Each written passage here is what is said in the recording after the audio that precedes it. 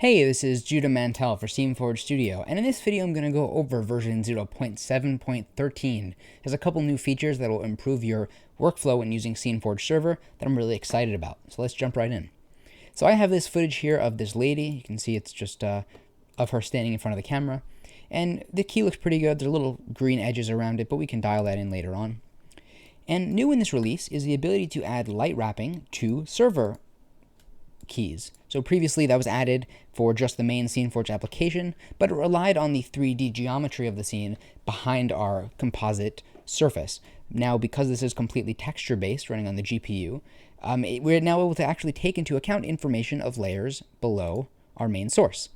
So in this example, I have a background layer that I'm going to unhide, and it's this image of this color light checker that I took in SceneForge previously, and this is our background. So now we can use the light wrap distance slider, same as in the main SceneForge app, to add light wrap around our subject. You can see I can make it quite heavy, but I'll make it a little more subtle. And it reads that information from the background. Now this looks really good. The hair is a bit much for my liking, so I'm going to turn it down. But you see around the edges of her dress and her arms, this makes the blending of the two layers look much more realistic. So that's a great addition that I'm very happy with. But as you'll see here, she's covering the color light checker. And let's say that this is the subject of our background, and we want them to be both visible. Now what we can do is use this handy transform tool up at the top. This is in any layer, so I'll do it with the main source. You'll see that by default, when I select a layer, we get this outline around it. This is new in this release. That just shows you the bounds of the layer.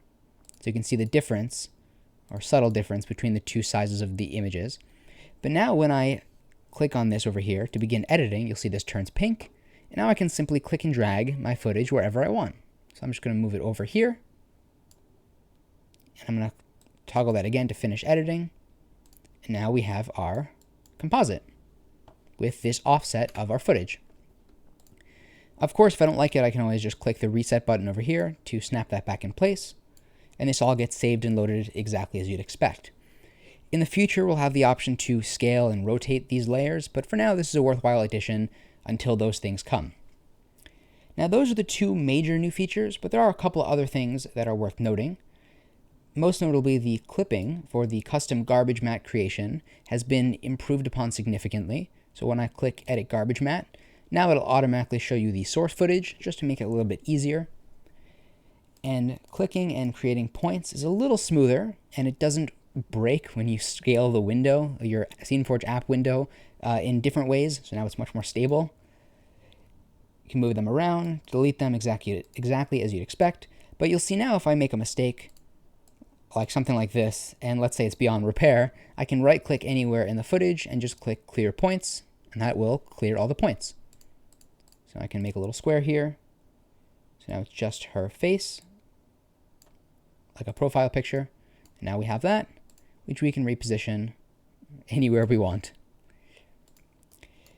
So that is basically everything in this release. It's a couple new features that will really improve your workflow overall, just to flesh out the feature set of SceneForge Server, making it more in line with other compositors on the market, while also keeping that beginner friendliness that SceneForge is known for. And so with that, thank you so much for watching. If you have any questions, you can leave a comment and I'll get back to you, or you can email judah@sceneforge.app to reach me directly, and I'll get back to you as soon as I can. Thank you so much for watching. I will see you in the next video.